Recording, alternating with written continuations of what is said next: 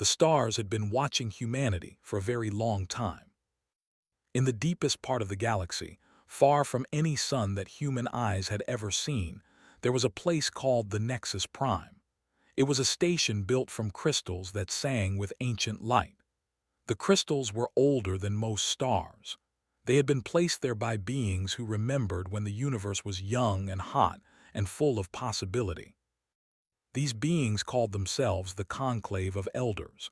They were 12 species who had survived when countless others had fallen. They had watched civilizations rise and burn. They had seen empires stretch across 1,000 worlds and then crumble to dust. They had learned one simple truth in their billions of years of existence: young species were dangerous. Elder was the oldest of them all. He was a being made of living crystal and ancient thought. His memories stretched back 12 billion years. He had seen the birth of galaxies. He had watched stars die and be reborn. He had witnessed the destruction of 10,000 civilizations, and he had caused the end of many more. When the message came that a small species on a tiny blue planet had discovered faster-than-light travel, was not surprised. He had been watching Earth for 300 years. He knew what humans were. The conclave gathered in the great hall of Nexus Prime. Light from 100 captured stars filled the chamber with soft colors. The 12 elder species took their places around the central platform. Some had bodies of flesh and bone. Others were made of energy or gas or things that had no name in any human language. But they all shared one thing. They were old, and they were powerful, and they believed they knew what was best for the galaxy. "The humans have broken the light barrier," announced Aura, the speaker of the. They were the youngest species in the conclave, only 5 million years old. They still remembered what it was like to be new and afraid. They sent a ship to their nearest star. It returned safely. "Then they must be contained," said. His voice was like wind moving through a cave of crystals. "This is the way it has always been." The other elders nodded or made gestures of agreement. They had done this many times before. Whenever a young species reached for the stars, the conclave would study them. If the species was peaceful and obedient, they would be invited to join the galactic community under the elders' guidance. If they were aggressive, emotional, or unpredictable, they would be contained. Containment was a gentle word for what it really meant. The ancient machine intelligence of the builders projected images into the center of the chamber.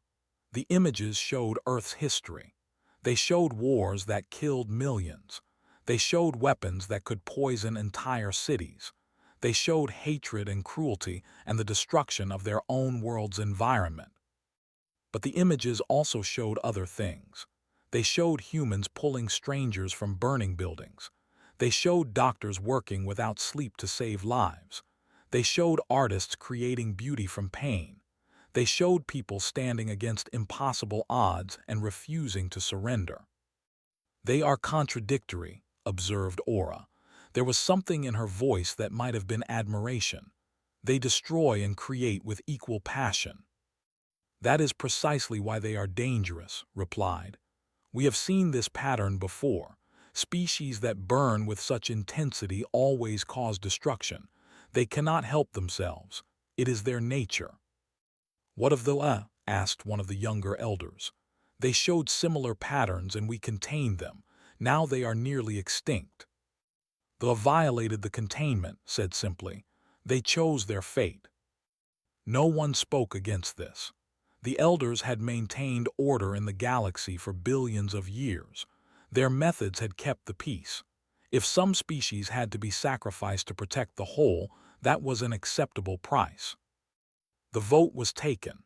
11 of the 12 elder species agreed to containment. Only Aura of the hesitated, but in the end, she too raised her hand in agreement. She was too young to stand against the others. The decision was made. 3 days later, the sky above Earth changed. People looked up from their cities and their farms and their ships at sea. They saw lights appearing in the darkness between stars. At first, there were only a few. Then there were hundreds. Then thousands. The lights were ships. Each one was the size of a small moon. They arranged themselves in a perfect sphere around Earth's solar system, just beyond the orbit of the farthest planet. Their weapons were visible even from Earth, great arrays of energy that could crack worlds open like eggs. Then came the message. It was broadcast on every frequency, in every human language all at once. The voice that spoke was not human, but it was perfectly clear. People of Earth, you have achieved faster-than-light travel. This is a significant accomplishment for a species of your age. However, the Galactic Conclave has reviewed your history, your nature, and your potential. We have determined that you are not ready to join the greater galactic community. The message continued, explaining the containment. Humanity would be allowed to live and grow within their own solar system. They could use their own planets and moons as they wished, but they would not be permitted to leave. Any ship that tried to cross the barrier would be destroyed. Any attempt to communicate with other species would be blocked. This is not a punishment, the voice said. This is protection, protection for you and for the galaxy. In time, perhaps thousands of years, you may evolve beyond your violent nature. Until then, you will remain where you are. This is the Elder's final warning. The consequences of disobedience will be devastating. The message ended, the ships remained. On Earth, there was chaos. Some people rioted, others prayed. Governments held emergency meetings that lasted for days. Military leaders studied the alien ships and realized with growing horror that humanity had no weapons that could even scratch their hulls. They were trapped. The entire human species was trapped in their own backyard, prisoners of beings so powerful that resistance seemed like madness.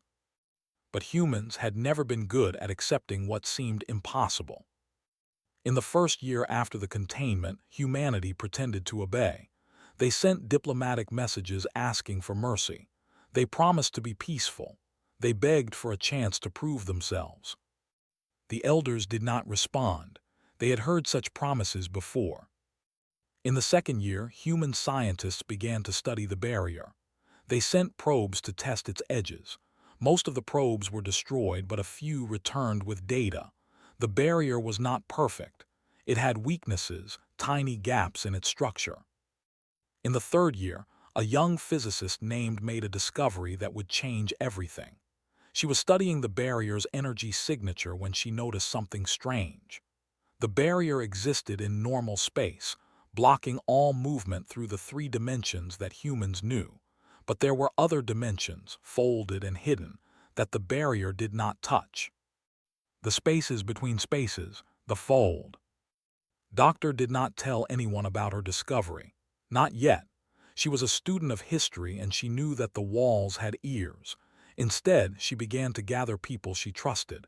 Scientists, engineers, military officers, people who understood that humanity's survival might depend on keeping secrets.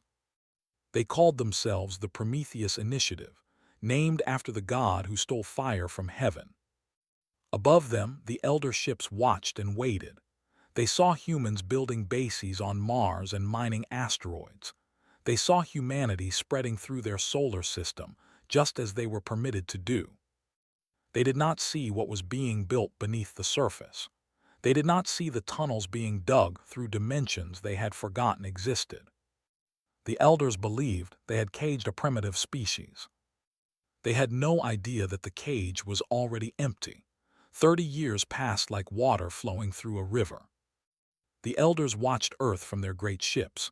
They saw cities grow and change. They saw humans argue and fight and make peace with each other. They saw children born and old people die. They recorded everything, as they had recorded the lives of 1,000 contained species before. They were satisfied. The humans had tested the barrier a few times in the early years, but they had stopped trying. Now they seemed to accept their fate. They built homes on Mars and stations in the asteroid belt. They lived their small lives in their small corner of the universe. Elder reviewed the reports each year. Each time he nodded his ancient crystal head and said the same thing. They are learning their place. He could not have been more wrong. Deep beneath the surface of Mars, in tunnels that did not exist on any map, Doctor stood before a machine that should have been impossible. She was older now, her black hair streaked with gray, but her eyes still burned with the same fire that had driven her to find the fold 30 years ago. The machine was called the Gate. It was a ring of metal and energy 20 meters wide. Inside the ring, space itself was torn open like a wound. Through the wound, you could see another place. Not another planet, but another dimension. The space between spaces. "The latest colony ship is ready," said Commander. He stood beside, a tall man with a soldier's posture and a scientist's curious eyes. He had been with the initiative from the beginning. He had believed in the mission when it seemed like madness. "How many?" asked. 50,000. Families mostly. Engineers, farmers, doctors. Everything they need to build a new world." Nodded. In 30 years, the Prometheus Initiative had sent more than 300 ships through the fold. Each ship carried tens of thousands of people. They traveled through the spaces between dimensions, invisible to the Elders' sensors, and emerged on distant worlds the Conclave had abandoned or forgotten. 200 million humans now lived among the stars. The Elders had no idea. "There is something else," said. His voice was heavy. "The scouts found another one." Closed her eyes. She knew what he meant. Another dead world. Another species that the Elders had contained. They walked together through the tunnels, past laboratories and living quarters and training facilities. Everything was hidden beneath the red soil of Mars, protected by layers of rock and technology that blocked all scans. Above them, Elder ships floated in the darkness, watching a planet that seemed empty and obedient. The scout ship had returned the day before. Its captain, a young woman named Sarah, was waiting for them in the briefing room. She looked tired. She looked angry. "It was called Prime," said, activating a holographic display. A beautiful planet appeared, blue and green, covered with forests and oceans. Then the image changed. The forests were ash. The oceans were poison.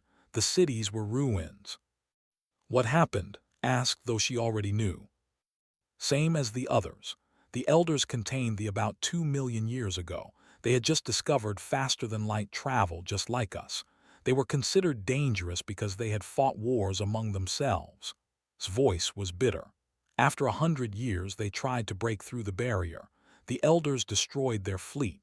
After another 100 years, they tried again. The Elders burned their cities." "And the third time?" asked. "There was no third time. They surrendered completely. They agreed to everything the Elders demanded. They gave up their weapons, their technology, their freedom. They became exactly what the Elders wanted them to be." "Then why is their planet dead?" His hands became fists at her sides. "Because the Elders decided they were no longer useful. 1 million years after the containment, the Conclave voted to clear the system for a new species. They sent a single ship. It took 3 days to kill every in existence. 60 billion people. Gone." The room was silent, stared at the ruined planet on the display. She had seen similar images before. The destroyed for trying to escape. The burned because they developed weapons the Elders considered threatening. The Void Singers erased because they asked too many questions. "How many?" she asked quietly. "How many species have they destroyed?" "Our scouts have found evidence of at least 400, replied. "And those are just the ones that left ruins behind. Some were so completely destroyed that nothing remains." Walked to the window. Outside, through the reinforced glass, they could see the underground city that humanity had built in secret. People walked through clean streets. Children played in parks lit by artificial sun. It looked peaceful. It looked safe. But knew the truth. None of them were safe. The Elders did not contain species to protect the galaxy.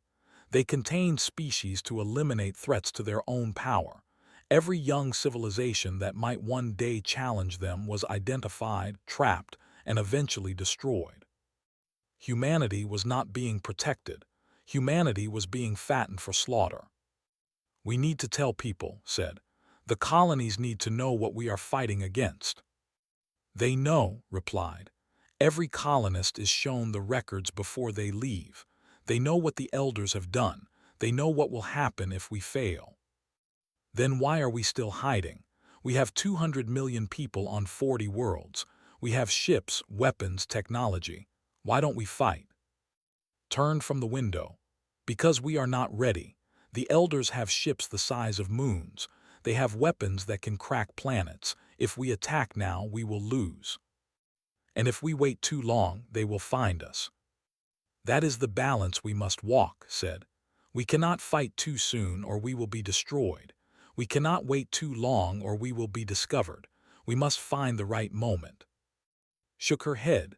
"My grandmother was born on Earth. She never saw the sky without elder ships in it. My mother was born on Mars. She spent her whole life hiding underground.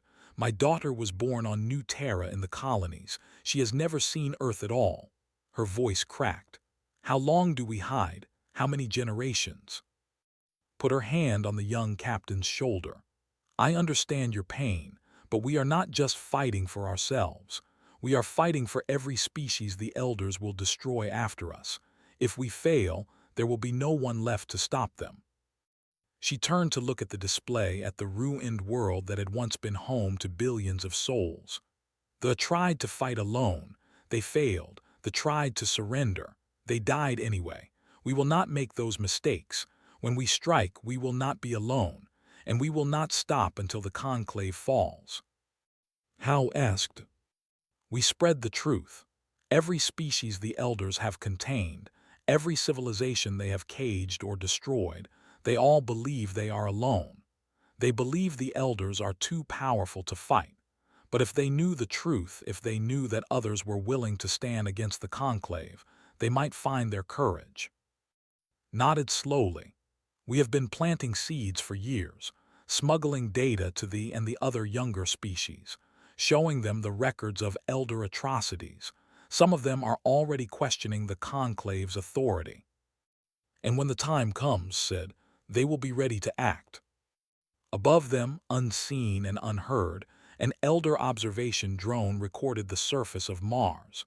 It saw nothing unusual, just red soil and thin atmosphere and a few human mining stations. It sent its report back to the fleet. "Containment stable, no violations detected."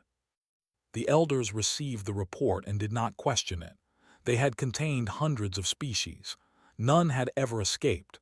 None had ever truly threatened them. They had forgotten something important about humanity. Humans were not just aggressive or emotional or unpredictable. Humans were also patient. They could wait for years, for decades, for generations. They could hide their anger beneath smiles and their weapons beneath peaceful words. And when they finally struck, it would not be a desperate attack. It would be a war. The attack came without warning on a day that the elders thought would be like any other. 17 observation stations floated in the darkness between stars. They were ancient structures, built millions of years ago, designed to watch the edges of elder territory. Each station was crewed by hundreds of beings from various conclave species. Each station had enough weapons to destroy a small fleet. At exactly the same moment, across distances measured in thousands of light years, all 17 stations went dark. On Nexus Prime, alarms began to scream. Elder rose from his meditation chamber, his crystal body humming with confused energy. "What has happened?" he demanded. "We have lost contact with the outer ring stations," reported a technician. Her voice was shaking. "All of them, simultaneously." "That is impossible. Nothing can attack 17 locations at once across such distances." "The data does not lie, Elder. They are gone." Move to the great viewing chamber, where holographic displays showed the status of every conclave installation in the galaxy. 17 lights that should have been green were now red, dead, silent. Other elders joined him, their ancient forms crowding the chamber. Some were afraid, though they tried to hide it. Fear was a weakness they had not felt in billions of years. They were the masters of the galaxy. They were untouchable. Nothing could threaten them. "Send scout fleets to investigate," commanded. "Full combat readiness." The fleets departed. It would take days for them to reach the destroyed stations. In that time, the elders did what they always did when faced with a problem. They looked for someone to blame. "It must be the humans," said the machine intelligence. "They are the only contained species with the capability for such aggression." "They cannot have escaped the barrier," another elder argued. "We have been watching them for 30 years. They have not even tried to leave their system in the last decade." "Then explain what has happened." No one could. 3 days later, the first scout fleet reached one of the destroyed stations. What they found made no sense. The station had not been damaged by conventional weapons. It had been pulled apart from the inside as if something had torn holes in the fabric of space itself. The crew was gone. The weapons were gone. The data cores were gone. But something had been left behind. Words, carved deep into the metal hull of the station, in a language the elders had not seen in 2 million years. "We remember the A." When this message reached Nexus Prime, there was silence. They had been contained and destroyed long ago. Their language was dead. Their people were dust. No one in the galaxy should have known their name, much less cared enough to write it in their memory. No one except the humans who collected old stories, the humans who remembered things that should have been forgotten, the humans who had apparently learned a dead language just to send a message of anger across the stars. "It is them," said. His voice was like ice. "The humans have somehow escaped containment. They have been moving through the galaxy without our knowledge." "How is that possible?" demanded the matriarch, second in command. "Our sensors would have detected any ship crossing the barrier." "Then they did not cross the barrier. They found another way." The elders looked at each other. For the first time in their long existence, they felt something they had forgotten: uncertainty. Their perfect containment, their unbreakable cage, had been worthless. The humans had slipped past them like shadows in the night.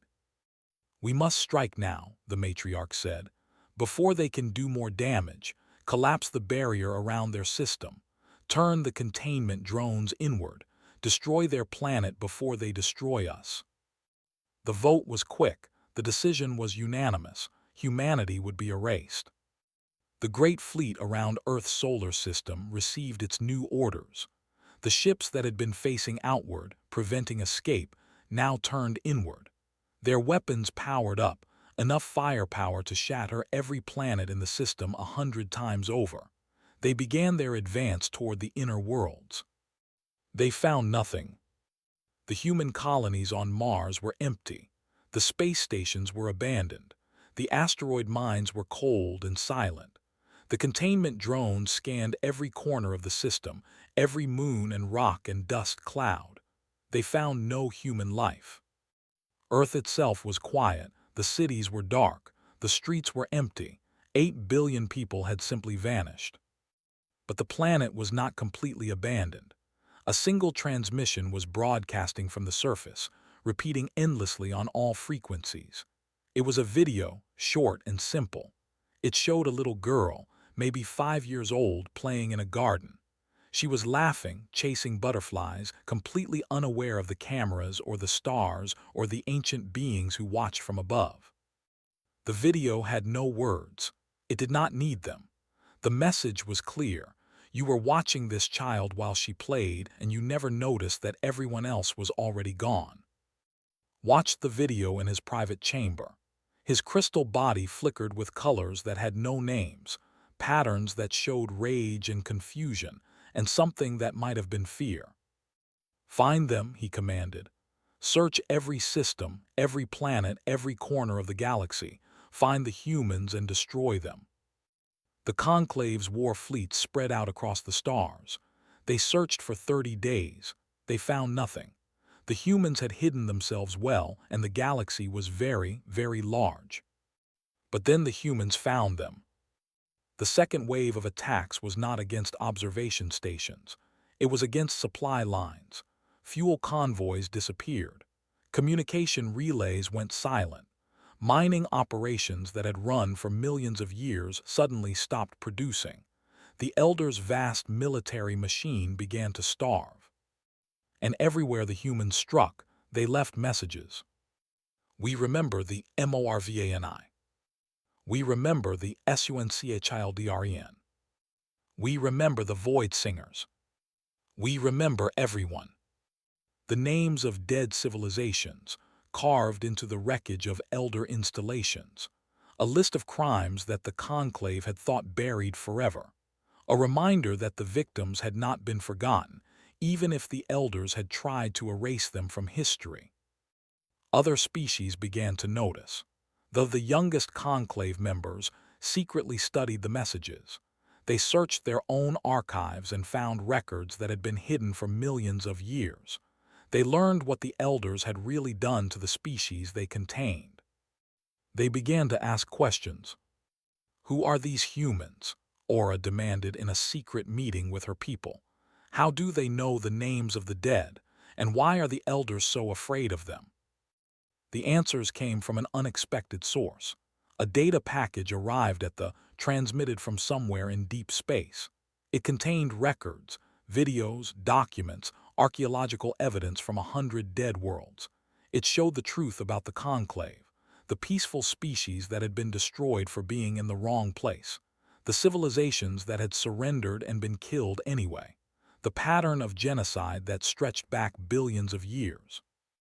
At the end of the data package was a simple message in the language. You are not alone. The cage is breaking. Choose which side of history you want to be on. Aura read the message 3 times. Then she called her council together and made a decision that would have been unthinkable a month ago. We are leaving the Conclave, she announced, and we are going to help the humans end this. The war for the galaxy had truly begun. The war lasted 11 years, and it changed everything. Admiral stood on the bridge of the human flagship Inheritance, watching stars burn in the distance. She was the granddaughter of Captain Sarah, who had discovered the ruins of Prime so many years ago. She had grown up hearing stories of elder cruelty. She had trained her whole life for this moment. Status report, she said calmly, though her heart was racing. Enemy fleet is fragmenting, Admiral, her tactical officer replied. The dreadnoughts are retreating. The ships are pressing their advantage. She could see the battle unfolding. Thousands of ships clashed in the darkness between stars. Elder vessels, massive and ancient, fired weapons that had destroyed civilizations. But they were outnumbered now, surrounded by enemies they had not expected. They had been the first to join humanity. Others followed. The crystalline mines, a species the elders had contained 50,000 years ago, broke free when human agents destroyed their barrier generators. The deep swimmers of the methane seas, the stone singers of the volcanic worlds, the countless species that had been caged and forgotten, all of them rose up when they learned the truth. The elders called it a rebellion. The humans called it a revolution. We have a transmission from the command ship, the communications officer said. Aura wants to speak with you. The face of the leader appeared on screen. She was old now, her scales faded with age, but her eyes were still bright with determination. She had been leading her people against the Conclave for 10 years. She had lost friends, family, entire fleets, but she had never stopped fighting. Admiral, she said, the path to Nexus Prime is open. The defensive line has collapsed. Nodded slowly. Nexus Prime, the heart of the Conclave, the place where the elders had passed judgment on the galaxy for billions of years. They had finally reached it. Are the other species ready? She asked. They are waiting for your signal. The crystalline mines have positioned their gravity ships near the station's power core. The stone singers are prepared to assault the lower levels. Everyone is in place. Then let us finish this. The fleet moved forward. Thousands of ships from dozens of species, all united against a common enemy.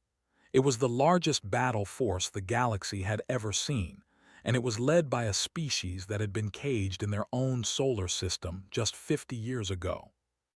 The elders had made a mistake. They had seen humanity as dangerous because of their violence and their anger. They had not understood that these traits were tools, not masters. Humans could be peaceful when peace was possible. They could be patient when patience was needed. But when they were threatened, when they were caged, when they were told that they would be destroyed no matter what they did, they became something else entirely. They became unstoppable. The Battle of Nexus Prime lasted 11 days. On the first day, human ships emerged from fold space inside the Elders' defensive perimeter. They had appeared exactly where they should not have been able to appear, in the heart of the enemy formation. Confusion spread through the Elder fleet. Their ancient tactics, designed for enemies who fought in predictable ways, could not adapt to an enemy that attacked from impossible directions. On the third day, the matriarch was killed when her command ship was torn apart by combined fire from human and vessels. She had been the second most powerful being in the conclave. Her death shook the Elder forces to their core. On the fifth day, the outer sections of Nexus Prime fell. Revolutionary forces poured into the ancient station, fighting through corridors that had not seen combat in 9 billion years. The Elders' guards were powerful, but they were few. They had never imagined that anyone would dare to attack their home. On the eighth day, Elder made a decision. He ordered the remaining conclave forces to retreat to the central chamber of Nexus Prime. The great hall where the Elders had condemned humanity, and so many others to containment, would be their last fortress. He believed that the ancient technology of the station would protect them, that the attackers would break against its defenses like waves against a rock. He was wrong. On the 11th day, Admiral led the final assault herself. She walked through the shattered crystal corridors of Nexus Prime, stepping over the bodies of beings who had thought themselves immortal. Behind her came soldiers from a dozen species, all of them united by the same purpose. The great doors of the central chamber had stood for billions of years. They fell in less than a minute. Inside, the remaining Elders waited. There were only 3 left now: the Ancient, the Machine Intelligence, and a creature called the Whisper, a being of pure thought who had not spoken in 1,000,000 years. Faced as she entered, his crystal body was cracked and dim. His light was fading, but his voice was still strong. "You do not understand what you have done," he said. "We maintained order. We kept the peace.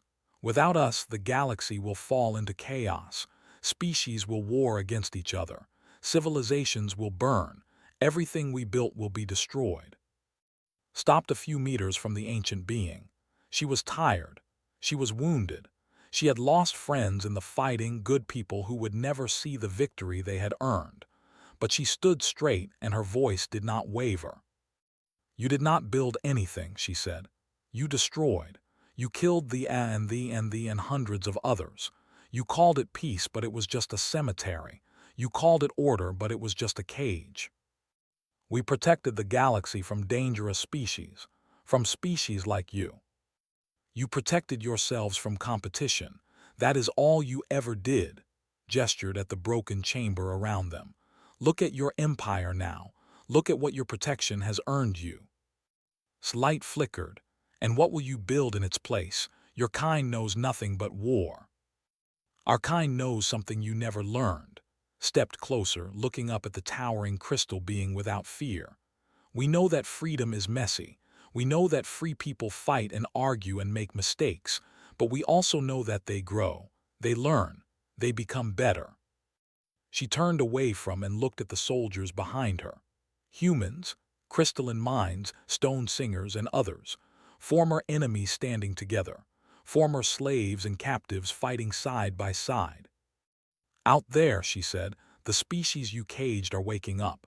They are scared and angry and confused. They do not know what to do with their freedom. Some of them will make wrong choices. Some of them will fight each other. It will be messy and painful and difficult." She looked back at, "But it will be real. It will be alive, and for the first time in billions of years it will be free. The machine intelligence spoke for the first time. What will you do with us? Execute us? Imprison us? We have seen this pattern before. The conquered become the conquerors. The cycle continues. Shook her head. We are not you. We do not destroy our enemies when they surrender. We do not erase civilizations because they might threaten us someday. She smiled, and there was no cruelty in it. You will live. You will watch. You will see what the galaxy becomes without your control. That is your punishment. She turned and walked away. Her soldiers followed. The three remaining elders stood alone in the ruins of their empire, surrounded by the ghosts of everyone they had killed. The war was over. The conclave had fallen. But the hardest work was just beginning. 100 years had passed since the fall of the conclave, and the galaxy was a different place. Ambassador stood at the window of the new conclave chamber, looking out at the stars. The station was not as old as Nexus Prime had been, but it was larger. It needed to be. The old conclave had only 12 members. The new one had more than 1,000. Behind him, the chamber hummed with the voices of countless species. They argued and debated and sometimes shouted at each other.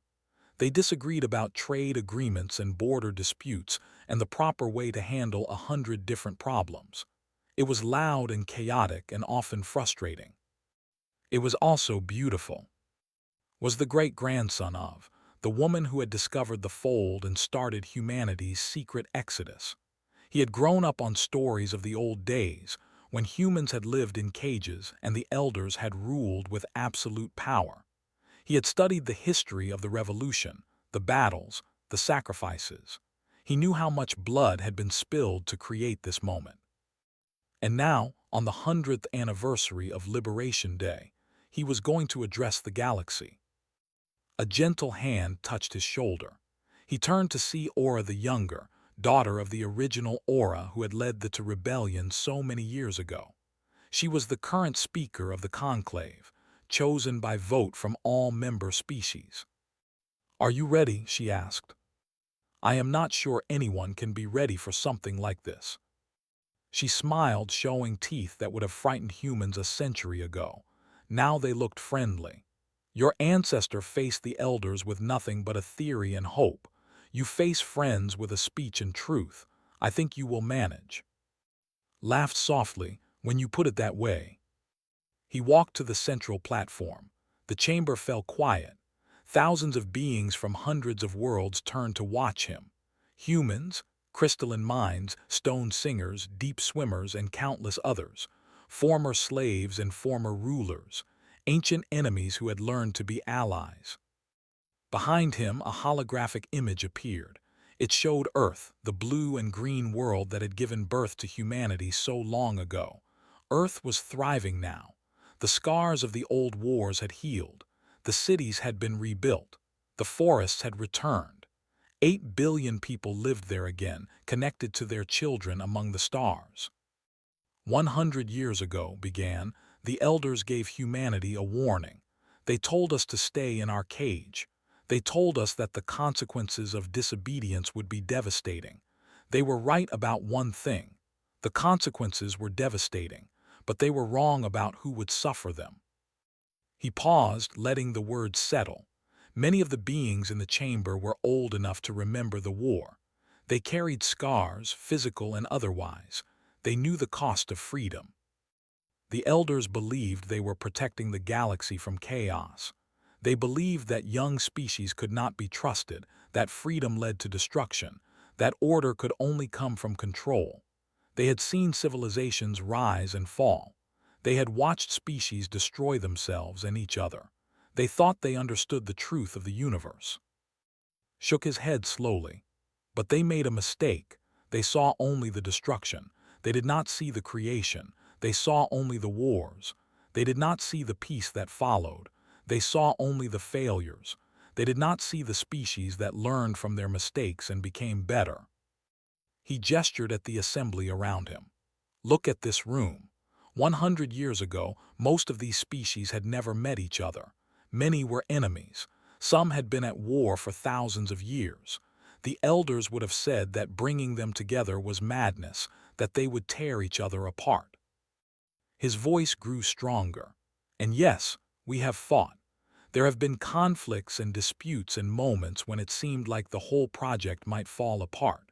There have been failures and disappointments and times when the old hatred seemed too strong to overcome. He smiled. But we are still here, we are still talking, we are still trying, and that is something the elders never understood. They thought that peace meant silence. They thought that order meant control.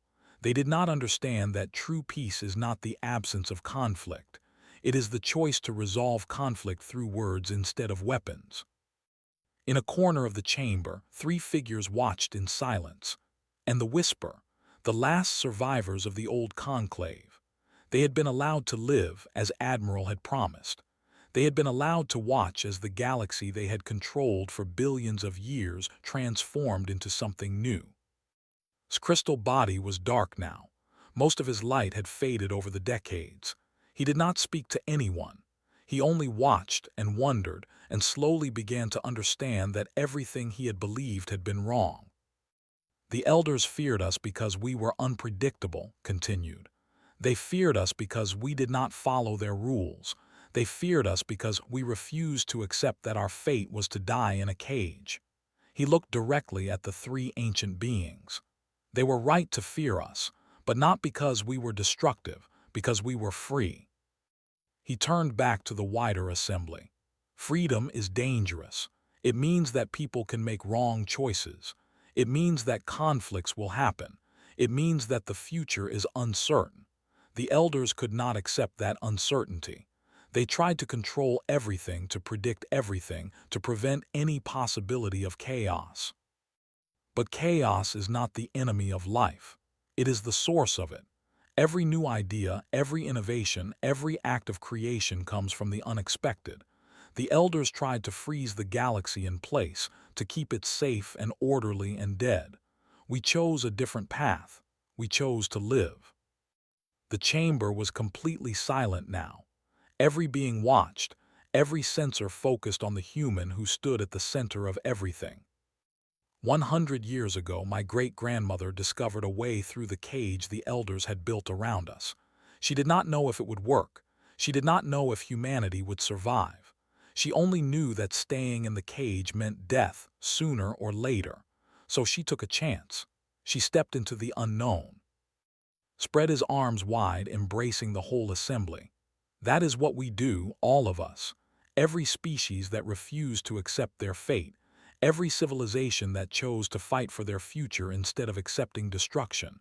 We step into the unknown. We face the chaos. We make mistakes and learn from them.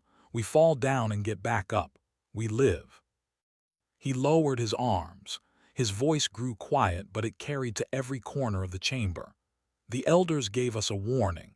They told us the consequences would be devastating. They asked us to kneel, to surrender, to accept our place in their order. He smiled, and in that smile was the echo of every human who had ever refused to give up. We had a different answer. Behind him, the image of Earth faded. In its place appeared a new image, the galaxy itself, thousands of points of light representing every world that was now free.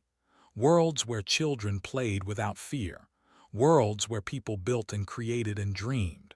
Worlds where the future was uncertain but full of hope. The elders asked what would happen if you corner something that would rather die than kneel, said. Now they know the answer. He looked out at the 1,000 species who had come together to build something new from the ashes of the old order. Former enemies, new friends, uncertain allies, a family forged in fire and hope. It fights, and sometimes against all odds it wins. The chamber erupted in sound, cheers and calls and signals of approval in 100 different languages. Species that had never agreed on anything came together in that moment, united by a simple truth.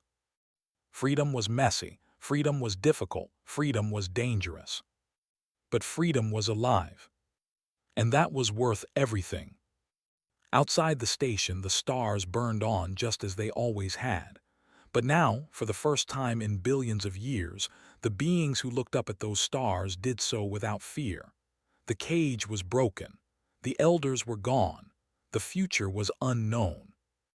And that was exactly how it should be.